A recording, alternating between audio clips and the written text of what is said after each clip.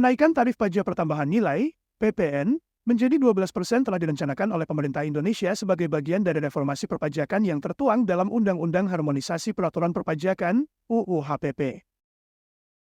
Berikut beberapa poin penting terkait kenaikan PPN 12%. Jadwal penerapan. Tarif PPN sebelumnya naik dari 10% menjadi 11% pada 1 April 2022. Rencananya, kenaikan berikutnya menjadi 12% akan diterapkan paling lambat tahun 2025, sesuai ketentuan dalam UU HPP. Tujuan kenaikan: meningkatkan penerimaan negara untuk mendukung pembangunan, menjaga stabilitas keuangan negara setelah dampak pandemi COVID-19, menyesuaikan tarif PPN di Indonesia agar lebih mendekati standar internasional, sekitar 12 hingga 15%. Dampak: konsumen, harga barang dan jasa yang terkena PPN akan menjadi lebih mahal. Pelaku usaha harus menyesuaikan penghitungan pajak dan strategi bisnis, terutama pada barang dan jasa yang elastis terhadap harga.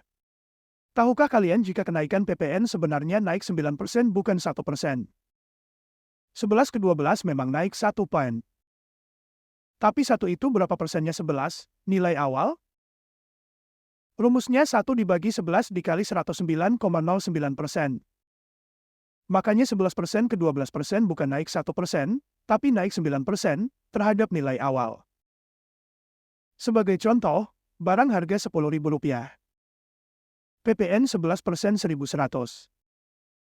PPN 12% 1.200. Ada kenaikan pajak 100. 100 itu berapanya 1.100? Nilai kenaikan dibagi pajak awal lalu dikali 100.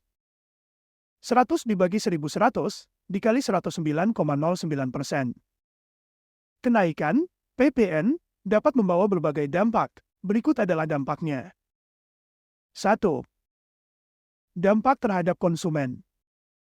Kenaikan harga barang dan jasa yang terkena PPN akan lebih mahal, sehingga daya beli masyarakat, terutama kelompok berpenghasilan rendah, dapat terpengaruh. 2. Dampak terhadap bisnis. Peningkatan biaya operasional pelaku usaha mungkin harus menyesuaikan harga jual untuk menutupi kenaikan PPN, yang berisiko menurunkan daya saing. UMKM yang berorientasi pada konsumen kelas menengah bawah lebih rentan terdampak karena margin keuntungan mereka seringkali tipis. 3. Dampak terhadap pemerintah. Peningkatan penerimaan negara kenaikan PPN akan meningkatkan pendapatan negara, yang dapat digunakan untuk pembiayaan pembangunan dan pengurangan defisit anggaran. Kritik sosial kebijakan kenaikan PPN dapat menimbulkan resistensi dari masyarakat jika dianggap tidak adil, terutama jika tidak diimbangi dengan subsidi atau perlindungan bagi kelompok rentan. 4. Dampak terhadap ekonomi. Potensi inflasi kenaikan PPN dapat mendorong inflasi karena harga barang dan jasa naik. Perlambatan ekonomi konsumsi rumah tangga yang menurun akibat kenaikan harga dapat memperlambat pertumbuhan ekonomi. 5.